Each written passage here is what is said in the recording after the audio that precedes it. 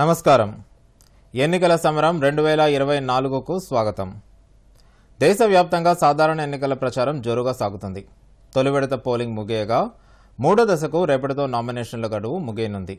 దీంతో రాష్ట్రంలో నామినేషన్ల జోరు సాగుతుండగా మరోవైపు రెండో దశ ఎన్నికలు జరుగుతున్న ప్రాంతాల్లో జాతీయ పార్టీలు ముమ్మరంగా ప్రచారం చేస్తున్నాయి. కాంగ్రెస్ అధికారంలోకి వస్తే బలహీన వర్గాలకు అందాల్సిన రిజర్వేషన్లను ముస్లింలకు కేటాయిస్తుందని ప్రధాని నరేంద్ర మోదీ ఆరోపిస్తే, లోక్సభ ఎన్నికల్లో విజయం సాధించిన వెంటనే దేశవ్యాప్తంగా కులగణన చేపడతామని కాంగ్రెస్ అగ్రనేత రాహుల్ గాంధీ పేర్కొన్నారు. 15 ఆగస్టులోపు రాష్ట్రంలో రైతులందరికీ 2 లక్షల రుణమాఫీ చేస్తామని రేవంత్ రెడ్డి వెల్లడించగా, కాంగ్రెస్ను నమ్మే పరిస్థితి లేదని హరీష్ రావు కౌంటర్ ఇచ్చారు. ఇలాంటి ఆసక్తికర విశేషాలతో కూడిన ప్రత్యేక బులెటిన్ ఎన్నికల సమరంకు స్వాగతం. ఇప్పుడు వివరాలు చూద్దాం.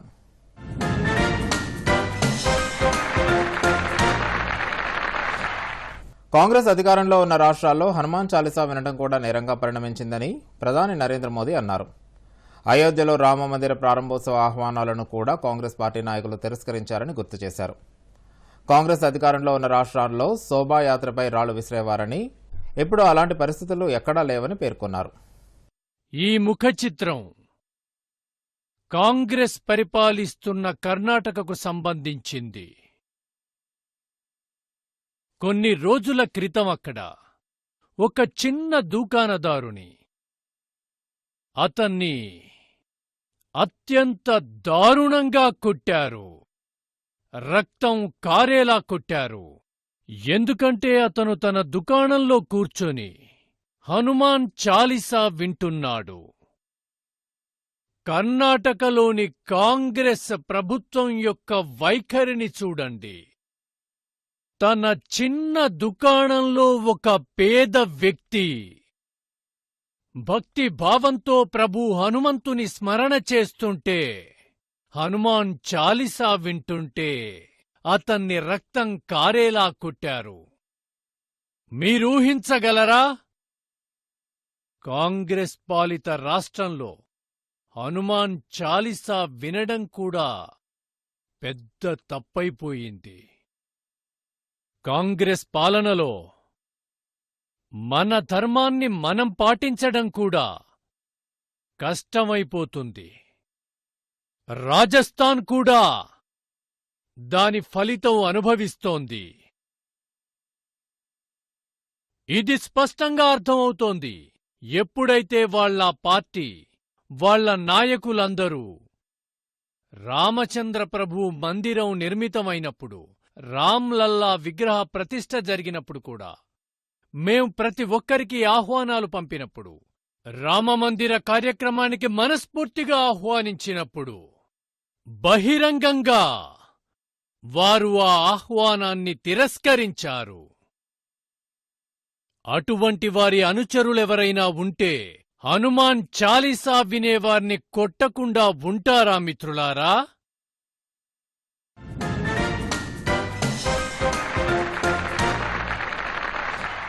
రాజ్యాంగంలోని లౌకికవాదం, ప్రాథమిక హక్కులు, ప్రజాస్వామ్య విలువలకు కట్టుబడి ఉన్న ఏకైక జాతీయ పార్టీ కాంగ్రెస్ అని పార్టీ జాతీయ అధ్యక్షుడు మల్లికార్జున్ ఖర్గే అన్నారు.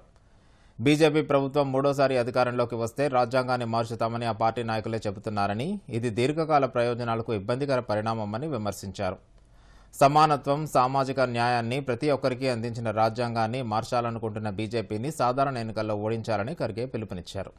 I challenge Modi, if he has got at least some concern about the poor people of this country, if he wants to give social justice and equity, Modi should expel all the BJP leaders who are telling this, we will change the constitution, we will change the constitution. They are telling, if he has guts, he should expel all the members, those who are speaking about this. One side he says, no, we are not going to change the constitution. Even Baba Sahib Ambedkar comes from heaven. If he tells, we are not going to change the constitution, he says. Other side, the RSS people, the MPs, the MLAs, the respective leaders in various states, they say, you give us 2/3 majority, will change the constitution. This is the attitude of Modi, telling one thing and doing another thing. Then Narendra Modi came to power on promise Sabka Saath, Sabka Vikas. But he did not do Sabka, he took Sabka Saath. He did not do Vikas, but he did Sabka Satyanas.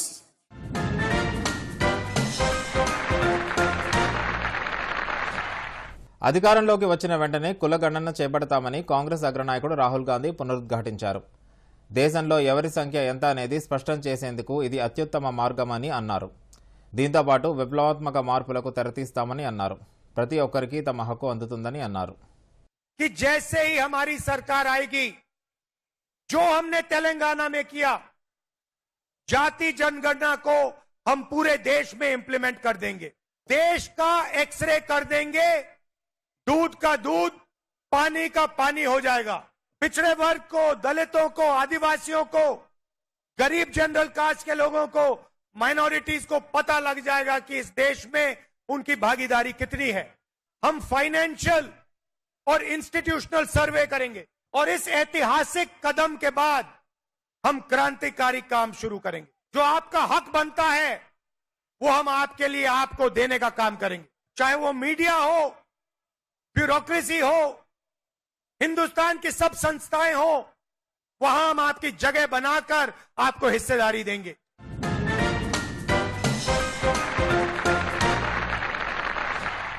Vote bank రాజకీయాలకు కాంగ్రెస్ కేంద్ర బిందువు అని ప్రధానమంత్రి మోదీ విమర్శించారు.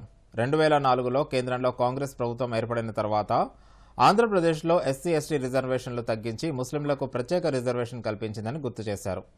ఒక pilot ప్రాజెక్టుగా ఏపీలో ప్రయత్నించిన తర్వాత దేశవ్యాప్తంగా అమలు చేసేందుకు ప్రయత్నించిందని ఆరోపించారు. ఇవన్నీ బాబాసాహెబ్ అంబేద్కర్ దేశానికి అందించిన రాజ్యాంగ మూల భావనకు వ్యతిరేకమని అన్నారు.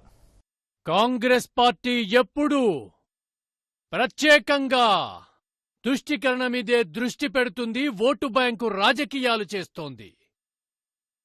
2004లో కూడా కేంద్రంలో కాంగ్రెస్ పార్టీ ప్రభుత్వం ఏర్పడినప్పుడు వాళ్లు మొట్టమొదటగా చేసిన పనేంటంటే, ఎన్నికల్లో గెలిచాక వాళ్లు చేసిన మొట్టమొదటి పని ఆంధ్రప్రదేశ్లో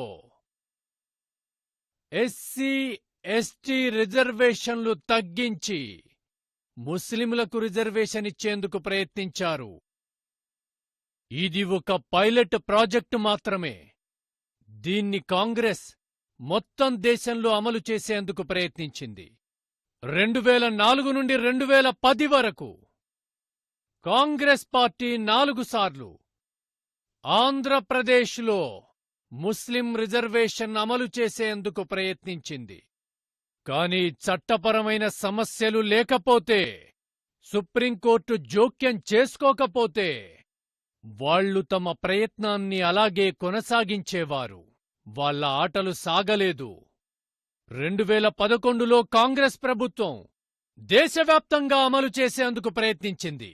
ఎస్సీలకు, ఎస్టీలకు అలాగే ఓబీసీలకు దొరికిన హక్కులను వారి నుండి లాగేసుకొని ఓటు బ్యాంకు రాజకీయాల కోసం వేరే వాళ్లకిచ్చేందుకు ప్రయత్నించింది. కాంగ్రెస్ దీని పర్యవసానాలు ఆలోచించకుండా చేసింది. మిత్రులారా, ఇవన్నీ కూడా మన రాజ్యాంగం మూల భావనలకు వ్యతిరేకంగా ఉంది.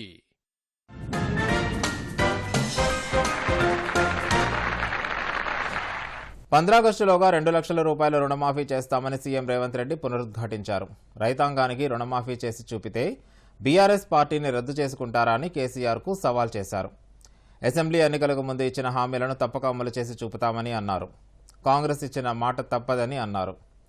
వచ్చే ఏడాది నుంచి వడ్లకు 500 రూపాయల బోనస్ కూడా అందిస్తామని పేర్కొన్నారు.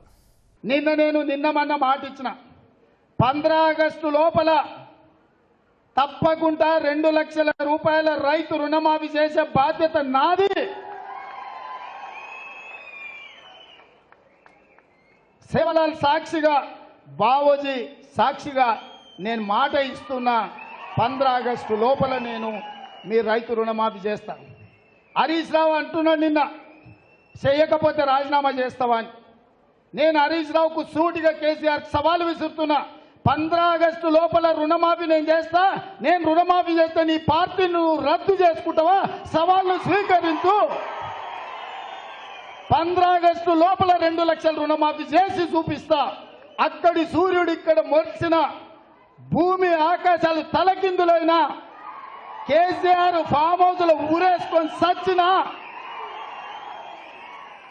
15 ఆగస్టు లోపల రైతులకు 2 లక్షల రుణమాఫీ చేస్తా. చేసిన మరుక్షణమే నీ పార్టీని నువ్వు రద్దు చేసుకుంటావా? నా సవాల్ను స్వీకరించు హరీష్ రావు. పోయి నీ మామని అడుగు.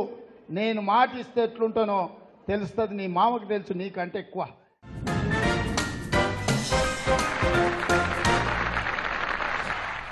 ఇచ్చిన హామీలు అమలు చేయడంలో విఫలమైన కాంగ్రెస్ పార్టీని ప్రజలు నమ్మే పరిస్థితి లేదని బీఆర్ఎస్ సీనియర్ నాయకుడు హరీష్ రావు అన్నారు.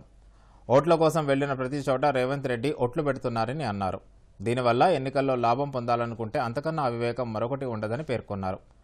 రాష్ట్ర రైతాంగం ఇబ్బందుల్లో ఉంటే రేవంత్ మాత్రం అవన్నీ వదిలి కేసీఆర్ను తిట్టడమే పనిగా పెట్టుకున్నారని అన్నారు. ప్రతిపక్ష పార్టీగా ప్రజల తరఫున ఇచ్చిన హామీలను అమలు చేయించే బాధ్యత ప్రధాన ప్రతిపక్షంగా మా మీద ఉంటుంది. ఇవాళ రేవంత్ రెడ్డి గారి పరిస్థితి ఏంటంటే గ్యారెంటీలు అమలు కాక కాంగ్రెస్ పార్టీ గ్రాఫ్ పడిపోతుందని చెప్పి ఆయన ఇవాళ ఆపద మొక్కులు మొక్తా ఉన్నాడు. దేవుళ్ళ మీద ప్రమాణం చేస్తూ మళ్లీ ప్రజలను మరోసారి మోసం చేయడానికి ప్రయత్నం చేస్తా ఉన్నాడు. రేవంత్ రెడ్డి గారు ఆయన చరిత్ర అందరికీ తెలుసు. గతంలో కొడంగల్ ఎన్నికల్లో ఎమ్మెల్యేగా నేను ఓడిపోతే రాజకీయ సన్యాసం తీసుకుంటానని సవాలు వేసి ఎన్నికల్లో ఓటమి చెందిన తర్వాత మాట తప్పినటువంటి వ్యక్తి రేవంత్ రెడ్డి గారు. తోక ముడిసిన వ్యక్తి రేవంత్ రెడ్డి గారు.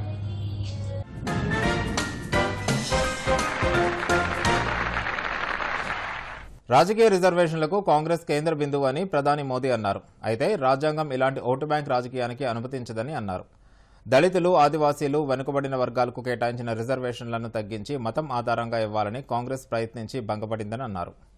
మిత్రులారా, వాస్తవం ఏంటంటే కాంగ్రెస్ ఇంకా ఇండీ అలయన్స్ అధికారంలో ఉన్నప్పుడు వాళ్ళు దళితులు మరియు వెనుకబడిన జాతుల రిజర్వేషన్ విషయంలో ఓటు బ్యాంకు రాజకీయాల కోసం, వారికి ఇష్టమైన సామాజిక వర్గం కోసం ప్రత్యేకమైన రిజర్వేషన్ ఇవ్వాలనుకున్నారు. కాంగ్రెస్ దీనిని ప్రకటించగలదా? రాజ్యాంగంలో దళితులకు, వెనుకబడిన వర్గాలకు, ఆదివాసీలకిచ్చిన రిజర్వేషన్లను తగ్గించి వాటిని ముస్లింలకు పంచమని వాళ్లు చెప్పగలరా? ఆ విషయంలో దేశ ప్రజలకు హామీ ఇవ్వండి. కాంగ్రెస్ పార్టీ నాయకులు ఎక్కడికొచ్చినా, మీ బస్తీలోకి వచ్చినా, మీ ఇంటికి వచ్చినా వాళ్లను నిలబెట్టి అడగండి.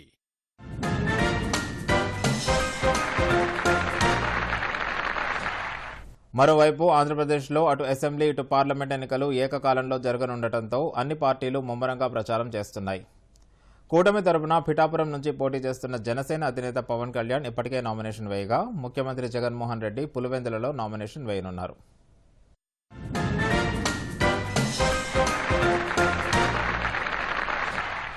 ఇలాంటి మరిన్ని రాజకీయ వార్తలతో మళ్లీ కలుద్దాం. అప్పటి వరకు చూస్తూనే ఉండండి దూరదర్శన్ యాదగిరి. నమస్కారం.